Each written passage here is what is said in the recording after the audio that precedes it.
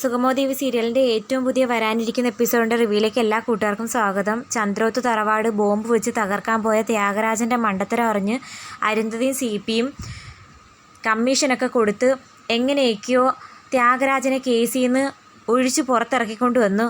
അത് മറ്റൊന്നിനും വേണ്ടിയിട്ടല്ല, ത്യാഗരാജനോടുള്ള സ്നേഹം കൊണ്ടൊന്നുമല്ല. അയാൾ ജയിലിൽ കിടന്നു കഴിഞ്ഞാൽ അതിൻ്റെ പിന്നാലെ അരുന്ധതിയും CPയൊക്കെ കുടുങ്ങുമെന്ന് പേടിച്ചിട്ട് തന്നെയാണ്. എന്നിട്ട് അയാളോട് പറയുന്നുണ്ട്, ദൈവത്തെ ഓർത്ത് സഹായിച്ചില്ലേലും ഉപദ്രവിക്കരുത്, തൻ്റെ തീരുമാനങ്ങളെല്ലാം വെറും മണ്ടത്തരാണ്, ഇനി മേലിൽ തൻ്റെ സഹായം വേണ്ട എന്നൊക്കെ പറഞ്ഞങ്ങ് പോകുന്നു.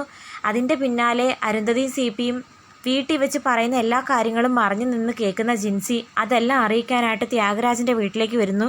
ത്യാഗരാജൻ ഫോണിൽ സംസാരിച്ചുകൊണ്ടിരിക്കുമ്പോഴാണ് ജിൻസി കയറി വരുന്നത്. വീട്ടിലെ ജോലിക്കാരിയാ എന്ന് കരുതിയിട്ട് അയാൾ പറയുന്നുണ്ട്, ഡോറൊന്നും ലോക്ക് ചെയ്തിട്ടില്ല, ഇനി കയറി പോരെ, ഇവിടെ എല്ലാം തൂത്ത് വൃത്തിയാക്കി ഫുഡ് ഉണ്ടാക്കാൻ പറയുന്ന സമയത്ത് അവരൊന്നും മറുപടി പറയാഞ്ഞ് തിരിഞ്ഞു നോക്കുമ്പോഴാണ് കാണുന്നത് ജിൻസിയാണെന്ന്. പെട്ടെന്ന് ഇവരെ എവിടെയോ കണ്ടിട്ടുണ്ടെന്ന് തോന്നുന്നു ത്യാഗരാജന്. പിന്നീട് ഓർക്കുമ്പോഴാണ് മനസ്സിലാവുന്നത് അരുന്ധതി മേഡത്തിൻ്റെ വീട്ടിൽ നിൽക്കുന്ന സെർവൻ്റ് അല്ലയോ എന്ന്. അപ്പോൾ പറയുന്നു, അല്ല, ഹോം നേഴ്സ് ആണെന്ന് പറയുന്നു. സാറ് വെറും ഒരു മണ്ടനും കഴിവുകെട്ടവനുമാണല്ലേ, നീ എന്തു വഴി പറഞ്ഞെന്ന് പറഞ്ഞുകൊണ്ട് അടിക്കാൻ പോകുന്ന സമയത്ത് ജിൻസി പെട്ടെന്ന് പറയുന്നു, ഇതൊന്നും പറഞ്ഞത് ഞാനല്ല, അരുന്ധതി മേഡവും CP സാറും പറയുന്നത് മറഞ്ഞു എന്ന് കേട്ടതാണ്. അവരാ പറഞ്ഞത് സാറ് വെറും ഒരു കഴിവുകെട്ടവനാണെന്ന്. അവർക്ക് വേണ്ടിയിട്ട് സ്വന്തം ജീവൻ പോലും ബലി അർപ്പിക്കാൻ നടക്കുന്ന സാറിന് വെറും ഒരു പുഴുവിൻ്റെ സ്ഥാനമാണ് അവർ തരുന്നതെന്നുള്ള കാര്യം ഇപ്പം മനസ്സിലായില്ലേ? ഞാൻ പറഞ്ഞത് വിശ്വാസമില്ലെങ്കിൽ ഇനി അവർ സംസാരിക്കുമ്പോൾ മറഞ്ഞു എന്ന് റെക്കോർഡ് ചെയ്ത് കാണിക്കാം എന്ന് പറയുന്നു.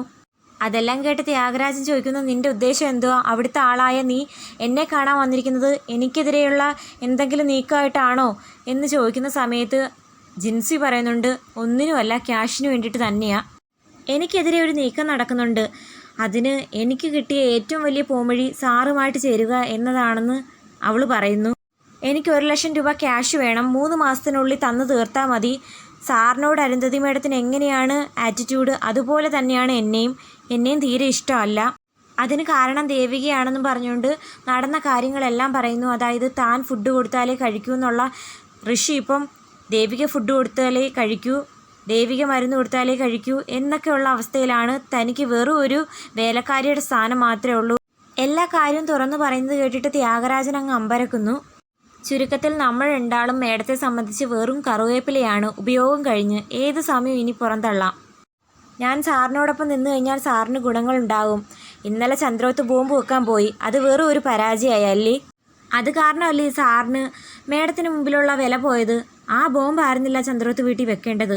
അവിടെ നശിപ്പിക്കാൻ പറ്റിയ നല്ലൊരു ബോംബ് എൻ്റെ കയ്യിലുണ്ട്.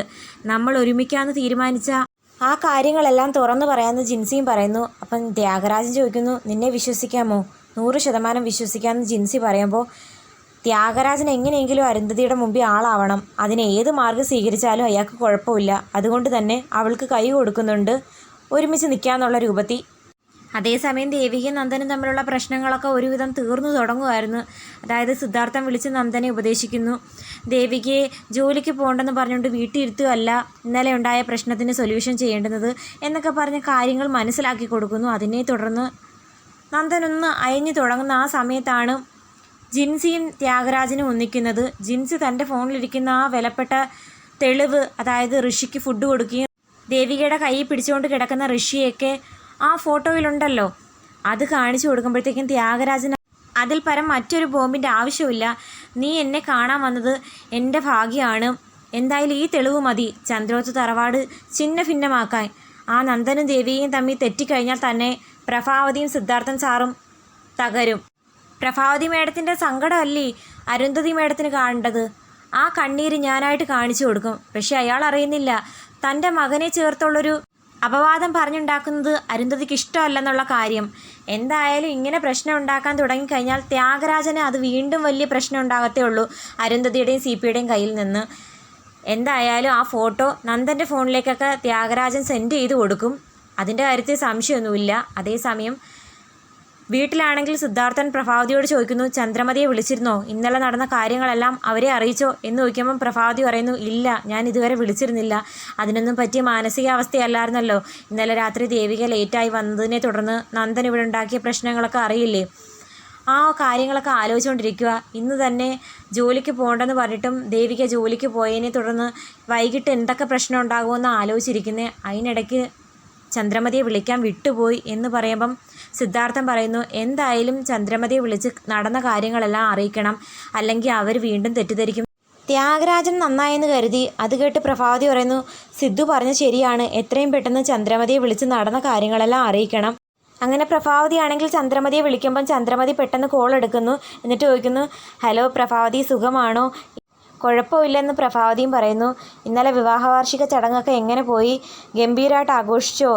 സിദ്ധാർത്ഥൻ സാർ ജയിലിൽ നിന്ന് ഇറങ്ങിയതിന് ശേഷമുള്ള ആദ്യത്തെ ആഘോഷമല്ലേ, നന്നായിട്ട് ആഘോഷിച്ചു കാണും.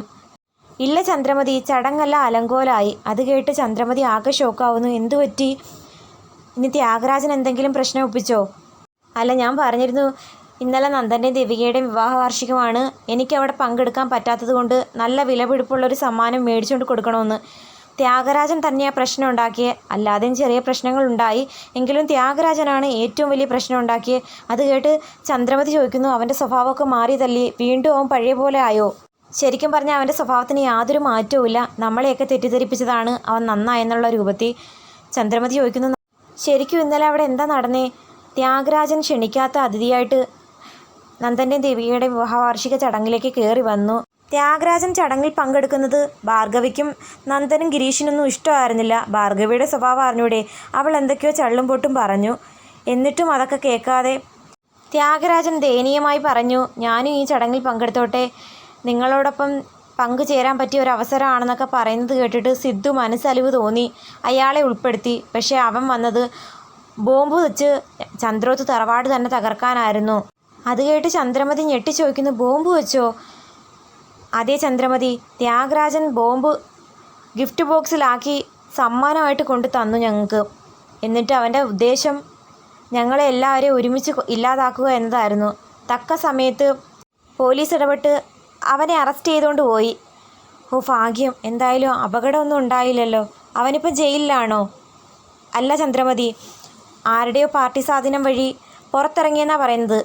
എനിക്ക് അന്നേ സംശയമുണ്ട് അവൻ്റെ പിന്നിൽ ആരോ ഉണ്ടെന്ന്. അല്ലാതെ ത്യാഗരാജന് ഒറ്റയ്ക്ക് ഇതൊന്നും ചെയ്യാനാകത്തില്ലെന്ന് ചന്ദ്രമതിയും പറയുന്നു. അത് കേട്ട് പ്രഭാവതിയും പറയുന്നു, എനിക്കും സംശയമുണ്ട്, അവൻ്റെ സ്വഭാവം മാറിയെന്ന് വിശ്വസിച്ച ആ ചടങ്ങിലേക്ക് പങ്കെടുക്കാൻ ഞാൻ അവനെ നിർബന്ധിച്ച് പറഞ്ഞയച്ചത്. അതിങ്ങനെയൊക്കെ ആയി തീരുമെന്ന് ഞാൻ കരുതിയില്ല.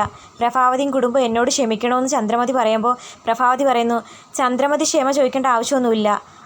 ശരിക്കും പറഞ്ഞാൽ ചന്ദ്രമതിയെ അവൻ പറഞ്ഞു പറ്റിക്കുമായിരുന്നില്ലേ? അങ്ങനെയൊക്കെ പറഞ്ഞ് കോള് കട്ട് ചെയ്യുന്നുണ്ട്. പിന്നീട് കാണിക്കുന്നത് നന്ദൻ കലിയോടെ വീട്ടിലേക്ക് കയറി വരുന്നതാണ്. മിക്കവാറും ത്യാഗരാജൻ ആ ഫോട്ടോസ് നന്ദൻ്റെ ഫോണിലേക്ക് സെൻഡ് ചെയ്ത് കൊടുത്തു കാണും. കാത്തിരിക്കാൻ എന്താകുമെന്ന്.